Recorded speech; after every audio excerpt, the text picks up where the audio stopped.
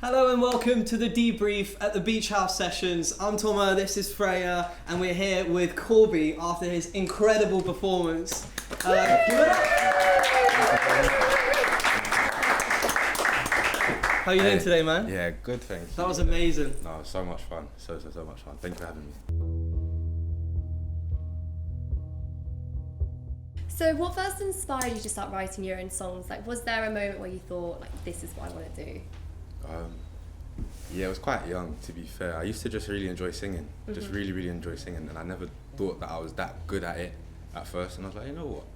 Let me just learn and try. And then, yeah, it was about 16 where I recorded my first song. I was like, this is actually quite cool. Showed it to my friends, and they're like, yeah, this is quite cool. And then, yeah, I guess that's all I really needed. And from then, I hadn't really stopped. So, and but do you I'd always been remember playing. your very first song that you wrote? Like, what was that about? Ooh. The very first song I actually ever recorded was on an iPad on GarageBand. And it was a diss track. It was a diss track to someone. Yeah, it was silly. I think I was even younger. I think I was about 14. And like, yeah, I don't know, it was just something silly. But yeah, that was the introduction. Yeah. Love that. That's so So What a way to get the passion out. I know. Yeah. But before that, obviously, I used to write poetry when I was younger. I used to write stories, and then I'd always played instruments, so it kind of just all merged through that diss track, eventually turning into this. Yeah, I feel you. Nice. You've mentioned before that London has shaped your music in different ways. Who are some of the artists, or maybe even non-musical influences, that you think have impacted you most? This is always a tricky question because I feel like my influences are so broad. So when I was younger, I used to listen to a lot of pop music, like on just what was on TV. MTV. Yeah, literally MTV. Yeah. Or there used to be this channel called Pop Party. Oh yeah. Like back in the day. And I don't know, I'd rather watch that than cartoons, which was, I don't know. But yeah, I used to listen to a lot of pop in my house. There's a lot of jazz, a lot of gospel playing. I listened to a lot of Sampha, so London-wise, a lot of Sampha. I can hear that in your music. I spent a lot of time when I was younger listening to The Script, so and bands like that. They've got some bangers. Yeah, I listened to a lot of like Miles Davis. I really enjoyed because I played jazz piano when I was younger, so I listened to like a lot of jazz as well, just at that time. Yeah, so just a very broad mix. Yeah. I can't pinpoint any names. No, that's cool though, and it's cool that it is a massive mix because like it just means that you can experiment with everything. So going back to your EP, I'll explain later. It obviously feels very personal listening to it. What is like the story you wanted to tell with that EP and like the songs that are on that? That EP, I made that at like an interesting transition period of my life where I was like, just come out of COVID or just gone into COVID, and I'm just about turning like in my 20s, like just seeing the world around me for the first time as an adult. Like, I don't have like rules to follow. I'm not in school.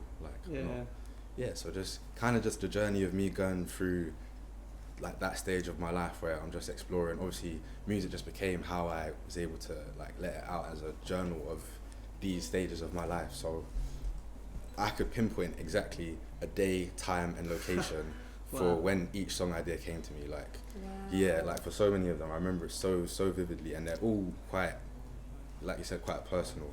So it's been kind of a journey of just diarying my life up until that point. Yeah. Is there a specific song that you found like particularly easy or particularly hard to write or create in that EP? Funnily Or enough, out of the EP? on this EP, they were all quite, I won't say easy, but they all just flew, like, they all just fell out of me, basically. Wow. Two worlds collide. We're gonna turn to the audience over there for a question for Korby. Anyone got a question they want to ask? So we'll shout at once, guys. What's your creative process? Ooh, what's my creative process? Whenever you're writing, it should start with something true. So whatever the song turns into, at least your first instance or first step into making whatever it turns out to be has to have some sort of truth behind it. And so a lot of like I was saying, a lot of the songs I make are quite personal. So it does usually start with an emotion or experience, and then that kind of attached itself to a melody, and I just see how much of that story I can tell without telling my whole like insides. But yeah, and it usually does tend to be quite free flow and just throw an idea at the wall and see if it sticks. And for a good time, forgive my crimes. We also had some of your Instagram followers ask a question. The one that stands out for me anyway is, what's Prada Boo about? That's your new single, Prada Boo. Yeah, Prada Boo. Yeah, I would love to know. Yeah, so that song is about, it's about a modern day Cinderella story, basically. Yeah, let's call it that. It's about a modern day Cinderella story where I guess the protagonist in the story is kind of winding their way through life, come across someone and they're like, oh, this could be my Cinderella. And then there's a lyric in there that's like, this glass slipper doesn't fit you. So it's like their journey of finding out or wanting it to be something, and in this situation, like Prada, bringing it to 21st century. I do enjoy like clothes and like things like that. Yeah, But I've just noticed that as well. Against that, yeah. just brought that into like my life, just made it relevant to me. So Yeah. basically it's like a Cinderella story. Like, Someone to hold. So we now have reached the last part of the interview where we play the game. So it's called Brighton or Band, and what we do is you choose if you want to answer a question that's either about Brighton or about band, so you. And you can pick, and if you get it wrong, then we decide who takes the shot in front of you. And if you get it right, you can choose to take it or give it away. Okay. So do you want to answer a question about Brighton or about yourself? oh, about myself. Yeah? Like, I don't- Yeah, okay. No, can I hear the Brighton question as well? Yeah, of course. Cool. And I want to see if I get that as well. So, the band question is, so you posted a few weeks back a photo of you for your new EP, well, not EP, single, sorry, holding loads of Prada shoes for Prada Boo. How many shoes are you holding? Oh my God.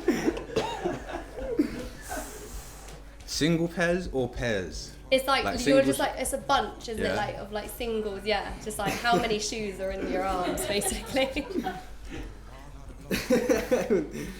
Re-jogging that memory. Yeah, how many do you know? It's a lot of Prada shoes in that. Yeah. 14.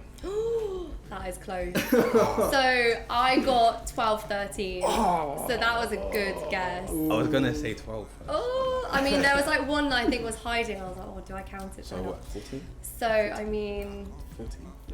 Well, we're not gonna go that. So, I mean, if you're right taking the shot, absolutely go. Yeah. Cheers. Oh, you're to giving me. it. Cheers. Okay. Cheers, pass it on. Okay. I'm giving it to you. I got to drive back to London. Wow. Nice, how was that? Yeah, I think I'll leave it a bit before I drive home later on. Such a sad joke. Oh my God. Yeah. Amazing. Well, thanks so much No, for coming pleasure. on. Thank Really you for having me. appreciate it. Thanks so And your much. session was unreal. Nah, thank you. And if you want to check out the Beach House session and his live session, head on over to that. It's on our YouTube channel. Like and subscribe, and yeah, stay tuned for more. Thank you. Thank you. Thank you. Woo! You're my